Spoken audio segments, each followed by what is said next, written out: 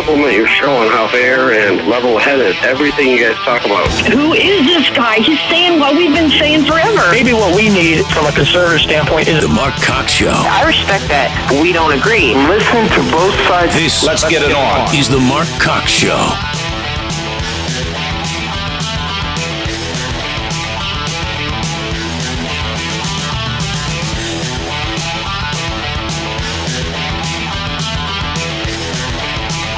Sally Hunt, mother of three, being removed by police at St. Charles High School last night. It was pretty terrible. I've never seen a public school curriculum night like this before. A handout made clear parents of students in the district, grades 6 through 12, in the sex ed program were allowed to ask questions. They had special seating. Sally Hunt lives in the Parkway district, but was sitting in that special section talking to another parent before the meeting started. That is my friend Andy Banker over at Channel 2 reporting on one of the several meetings that took place in the St. Louis area last night. It's school boards where they're discussing this group called Best Choice that's been providing some sex education programs, some discussions with students at area school districts. They've been doing it for years at as many as 75 schools across the St. Louis area. And suddenly it has become an issue at a couple of school districts where some activist sorts have come out and claimed that they don't want somebody associated with a group that is opposed to abortion to be teaching their children. Apparently, they want their children to learn about abortion. I'm trying to get to the bottom of it. We've invited a couple of those parents who were opposed to it onto the program, and they've declined. But what we do have is Bridget Van Means joining us right now. She is with the group Thrive St. Louis, and I believe Best Choice is one of their programs. Bridget, thanks for joining us. Are you there? What have I done here? Here we go. Well, I had Bridget on the phone, so I'm not quite sure what have I done wrong here, Liz? Do you know? Nothing? All right. Let me try it again. Nope. All right. So hopefully we can get her back on the phone here in just a second. My apologies. Tried to punch that up and it didn't work. Bridget attended the Parkway School District meeting last night with parents to discuss this and some of their concerns. Best Choice had been providing some training and some materials for some of the classrooms there, and the school district promised to review it because they had complaints. Was it a large percentage of people? No, but there were people out there who felt that their points of view weren't being represented. Clearly, there's an assault if you disagree with the left on anything about sex ed or abortion these days, given the fact that the city of St. Louis is effectively an abortion sanctuary city these days. But there was a school board meeting. There was calls for a lot of people to show up there last night just to kind of give their input as to what they thought. And some of the activist groups were there, and of course some of the people that support Best Choice were there, which is why we'll get Bridget back on the phone here in just a minute, and we'll talk to her about that. So hang on for that here we go. I got her now. Bridget, are you there? I sure am. Is this Mark? It is Mark. My apologies for that. I think I inadvertently cut you off when I pushed the button. No problem. That's the least of my challenges right now. Yeah, I understand that. I've heard you on Jamie Allman's show on Allman in the Morning, and I wanted to invite you on here to kind of talk about what happened at the Parkway School Board meeting last night and what's going on in some of these other districts as some folks challenge this Best Choice program. Tell us about it. Yeah, so we're quite perplexed and stunned at the timing. We know the motivation of the attack because we understand that it's being led by activists, pro-abort activists who support NARAL and Planned Parenthood. And but the timing is interesting because we've been doing this for over 10 years, and we have been wildly popular with parents and teachers and students. In fact, as some of the schools are calling some of the other schools to talk about the program and commiserate, the answer keeps coming back that they've never had one complaint from one parent about the content of our classes, and suddenly we have this mob who's on a witch hunt, no pun intended, after us, and we're just shocked by it. So we have a science-based program. We've had independent OBGYNs, board-certified, highly esteemed, some of them even teaching professors who have gone through every page of the curriculum and confirmed that it's completely medically and scientifically accurate. There's obviously no faith infusion or biblical infusion in the curriculum. Of course, the teachers, for the most part, sit in the classes when we're there as guest speakers.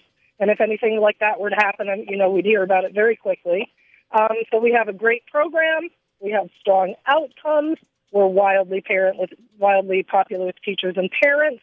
Of the children who respond to the survey with the comments, 95+% of those comments are positive.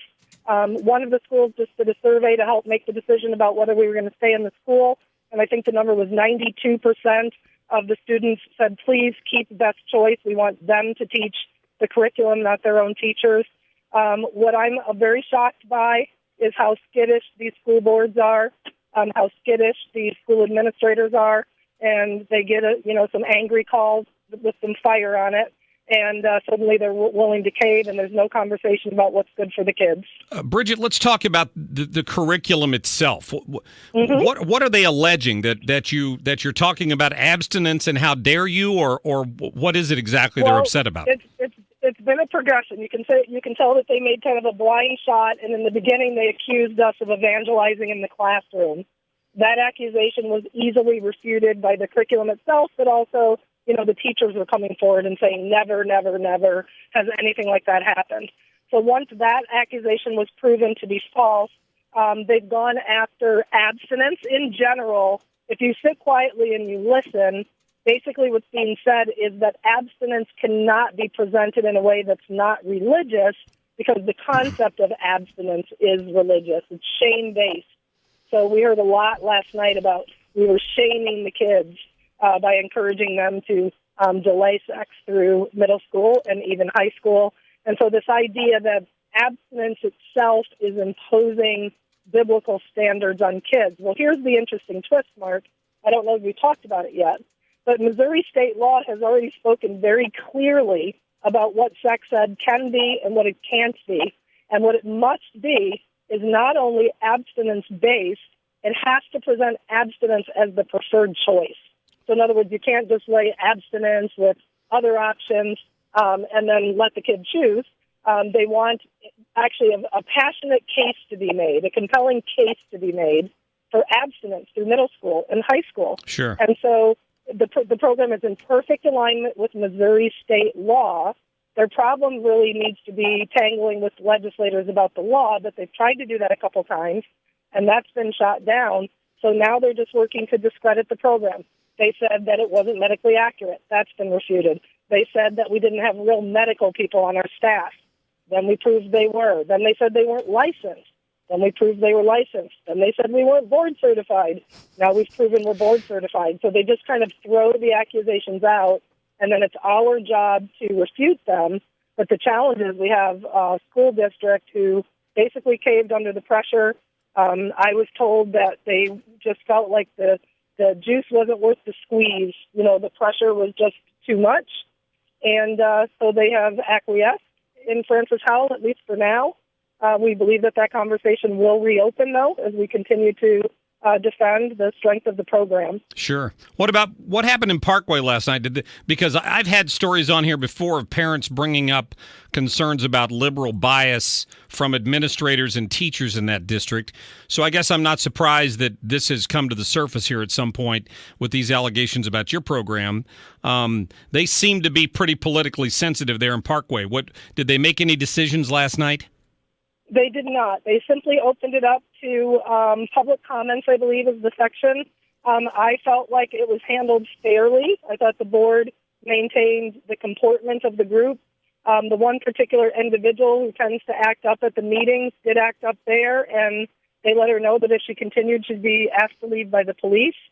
They had a lot of police there to make sure that things didn't get out of control, because a meeting a week ago, Monday, did get out of control. Right. And they didn't want that to happen. So At this point, I really want to say that I felt like it was a fair representation, from the board, and things were handled in a controlled manner.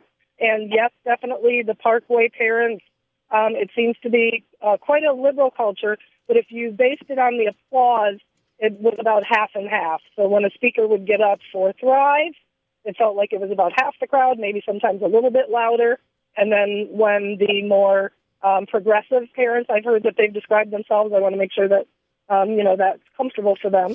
But progressive parents, it felt like the crowd was about half as well, where about half the crowd would clap. So I felt like it was a forthright, honest debate of ideas. The bottom line, though, is the things that they're demanding and asking us to do are not legal. So we can't teach 12-year-olds how to use condoms. The age of consent in the state of Missouri is 14. Right. I certainly can't have a male educator teaching a 12-year-old how to use condoms against the law for that kid to be having sex. So how can I have an educator encouraging them to do so, aside from the fact that it's also outside of the Missouri statute? So the things that they are really riled up about, I respect and I understand. They want to make sure that the LGBTQ community is treated with great respect and inclusivity in the classes, and we believe that we do that. We don't focus on a heterosexual paradigm or a homosexual paradigm. We focus on abstinence, because abstinence will be the healthiest choice for any child, regardless of how he or she identifies. Absolutely. So, yeah. That's what the parents should be teaching at home. Yeah. I mean, last time I checked, it's the only 100% way to guarantee that you're not a parent while you're in high school. Mm-hmm. Yeah, thank you, or before marriage. I think that I would just like to say that, I have no problem with opposing views. But first of all, they have to be given in a respectful way that respects the autonomy and the humanity of an individual. And I have not seen that at all. And then I think that the argument should be truthful, and that slandering and libeling. And then the other thing is hate speech. So one of the things that we do is we print out these social media posts, and everywhere there's Christian, we swap it out for African American or Muslim or LGBTQ. And when you do that and you read it out loud, it's clearly hate speech. So we feel that, Christians are a protected group, and it is illegal to discriminate against Christians. It's actually illegal for the schools to disqualify us from teaching this curriculum because of the mother organization being faith-based. It's illegal discrimination, and so that part of it is hurtful as well. I think that we can have these opinions and we can engage in the public square and do it in a way that is educational, interesting, maybe even provocative. But the disrespect and the vile, foul language, profanity, volatility, harassing, intimidating my staff, all of that to me says that the argument must be weak if you have to behave that way to be heard. I would agree. Is there a website you can direct people to if they want to find out more about Best Choice or Thrive? Yes, we'd love to have them go to if they're interested in supporting the ministry and also the Best Choice program, 2 separate programs, thrivealivestl.org. So we do have our faith-based arm and we have a secular arm, so we think we're a fit for anybody. And, there are plenty of, people who would consider themselves progressive who don't think that it's a good idea for their 12-year-old daughter to be having sex with a 12-year-old, someone else's 12-year-old son. Right. Like there's nothing about that sounds like a good idea to me.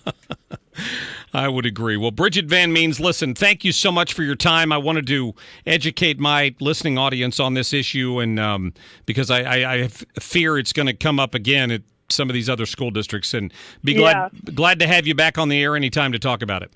We would love it, and we so appreciate you thinking of us. It's a great honor spending a few minutes with you today. Bridget, thank you so much. That is Bridget Van Means with the Thrive St. Louis, and their website, thrivestlouis.org, is one of the websites as well that you can go to. Looks like